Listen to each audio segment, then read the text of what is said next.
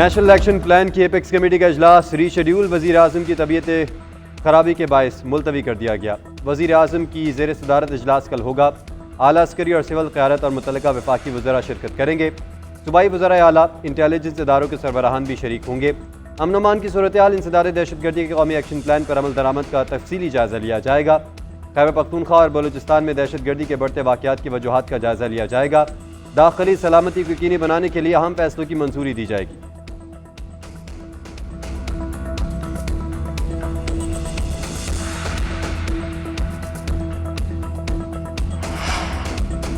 पंजाब का मौसम खुलने लगा। दूसरे रोज भी सूरज की मुंह दिखाई। कई शहरों में एयर क्वालिटी इंडेक्स 300 से नीचे आ गया। आलमी दर्जा बंदी में भारतीय दारकूमत दिल्ली पहले नंबर पर। AQI 1226 record. पंजाब में रहीम यार खान सबसे ज्यादा आलूदा शहर, इंडेक्स 517 पर पहुंचा। लाहौर की फजा में आलूदा ज़रात की तादाद 449 और मुल्तान में 318 है। कमर्शियल मार्केटों पर पाबंदी में तोसी। लाहौर और मुल्तान में तमाम सरकारी और निजी तालीमी इदारे 24 नवंबर तक बंद रहेंगे। तमाम तर आउटडोर सरगर्मियां बंद। लाहौर, मुल्तान, फैसलाबाद और गुजरावाला में 50% अमला कम करने की पाबंदी में 31 जनवरी तक तोसी कर दी गई।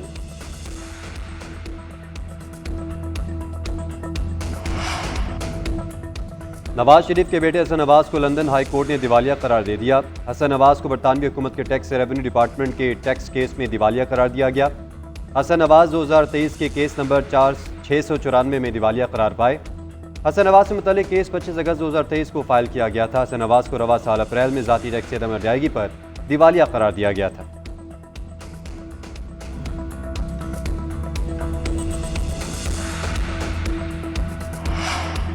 सुप्रीम कोर्ट का आईनी बेंच आज मुतादिद केसेस की समाअत करेगा। इलेक्शन में 50% वोट लेने वाले उम्मीदवारों को कामयाब करार देने का केस शामिल है।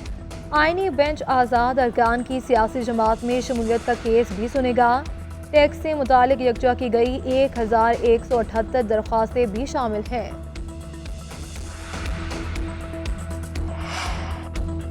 नौ मई के 13 मुकदमात की इंसदाद दहशतगर्दी अदालत रावलपिंडी में समाअत। उमर अयूब, शीरी मजारी, शेख रशीद और दीगर पेश।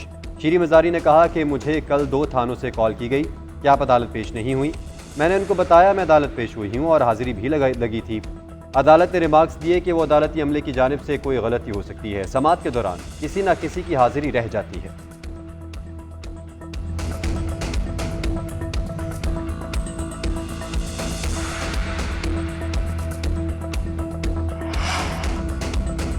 IMF से कोई ढकी छुपी बातें नहीं हुई। IMF का प्रोग्राम पाकिस्तान का अपना प्रोग्राम है। कोई ऐसा काम नहीं करेंगे जो मुल्क के मफाद में ना हो। वज़ीर आज़म जल्द मुआशी रोड मैप अवाम के सामने पेश करेंगे। वज़ीर ख़जाना मोहम्मद औरंगज़ेब की इस्लामाबाद में प्रेस कॉन्फ्रेंस। कहते हैं कि चार्टर ऑफ इकोनॉमी की तरह चार्टर ऑफ एनवायरनमेंट करना होगा। चारों वज़ीर आला ने हमें मईशत की बेहतरी के लिए ताउन का यकीन दिलाया है। मईशत की बेहतरी के लिए मुकर्ररा अहदाफ हासिल कर लेंगे। व्हाइट वॉश से बचने के लिए शाहीन कैंगरूज का शिकार करने को तैयार। पाकिस्तान और ऑस्ट्रेलिया के दरमियान सीरीज का तीसरा और आखिरी T20 आज होबार्ट में खेला जाएगा। मैच पाकिस्तानी वक्त के मुताबिक दोपहर 1 बजे शुरू होगा। 3 मैचेस की सीरीज में ऑस्ट्रेलिया को 2-0 की फैसलाकुन बढ़तरी हासिल।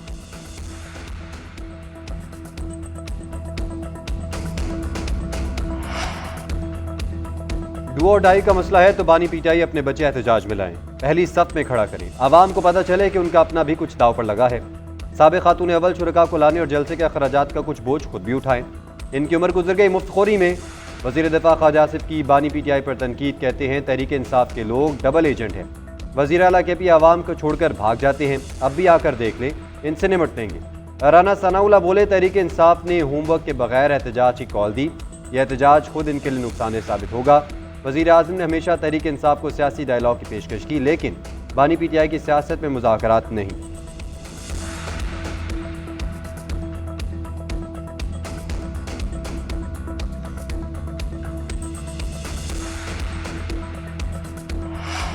छब्बीसवीं आईनी तरमीम के बाद आइन की रूह के खिलाफ बिल मंजूर हो रहे हैं। इंसानी हुकूक के खिलाफ कवानीन बनाए जा रहे हैं। मौलाना फजल रहमान कहते हैं तरामीम के बाद किसी को भी पकड़कर 90 दिन तक हिरासत में रख सकते हैं। अपने मुल्क में लोगों को मशकूक बनाकर रख दिया गया है। हुकूमत लोगों की जानो माल की बजाय अपनी सियासत और कुर्सी बचाने में लगी है। मुल्क में अमन और अमान की सूरत हाल खराब है। खैबर पख्तूनख्वा के अवाम कर्ब से गुजर रहे हैं। पाकिस्तान भर के इलेक्शन ट्रिब्यूनल्स ने मजीद 20 दरख्वास्तों का फैसला कर दिया। अब तक मजमूई तौर पर 60 दरख्वास्तों का फैसला हो चुका। 51 उजरदारियों, सूबाई हल्कों और 9 कौमी असम्बली की नशिस्तों से मुतल्लिक थी। गैर सरकारी तंजीम पाफा ने इलेक्शन ट्रिब्यूनल से मुतल्लिक रिपोर्ट जारी कर दी। रिपोर्ट के मुताबिक 377 में से 350 दरख्वास्तों की निशानदही भी कर दी गई। पंजाब, सिंध और खैबर पख्तूनख्वा में ट्रिब्यूनल्स बलोचिस्तान के मुकाबले में पीछे हैं।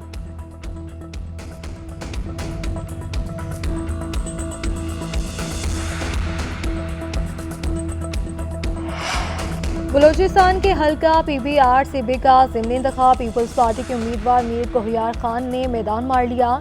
मीर कोहियार खान ने 35,716 वोट लिए। आज़ाद उम्मीदवार मीर असगर अली खान मरी 11,949 वोट हासिल कर सके। नशिस्त सरदार सरफराज खान के इंतकाल के बाइस खाली हुई थी।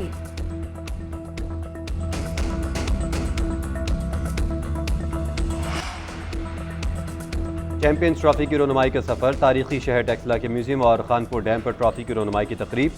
शायकीन ने बड़ी तादाद में शिरकत की। स्कूल के बच्चे खेलों के मैदान में भी आगे ट्रॉफी के साथ तस्वीर बनवाई। ट्रॉफी की रोनुमाई तारीखी मकाम धर्मा राज्य पर की गई। फैंस ने ट्रॉफी को अपने दरमियान पाकर खुशी का इजहार किया। पाकिस्तान चैंपियंस ट्रॉफी का मेज़बान और दिफाई चैंपियन भी है।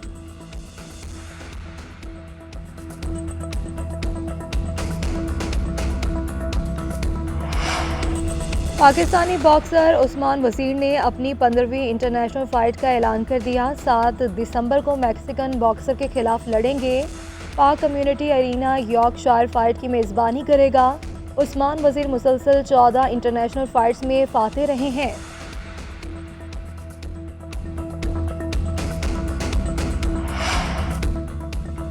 यूएफा नेशंस लीग के सनसनीखेज मुकाबले इंग्लैंड ने आयरलैंड पर गोलों की बौछार कर दी। लेग बी के होम मार्के में 5-0 से जीत अपने नाम कर ली। अहम कामयाबी की बदौलत आइंदा सीजन लेग ए के लिए भी नशिस्त कन्फर्म।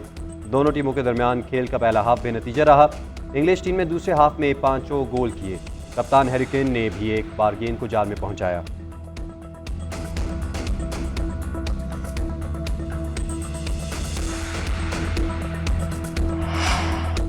आलमी नंबर 1 यानिक सिनर का एक और टाइटल पर कब्जा। सीजन के इख्तितामी ATP फाइनल्स में भी मैदान मार लिया।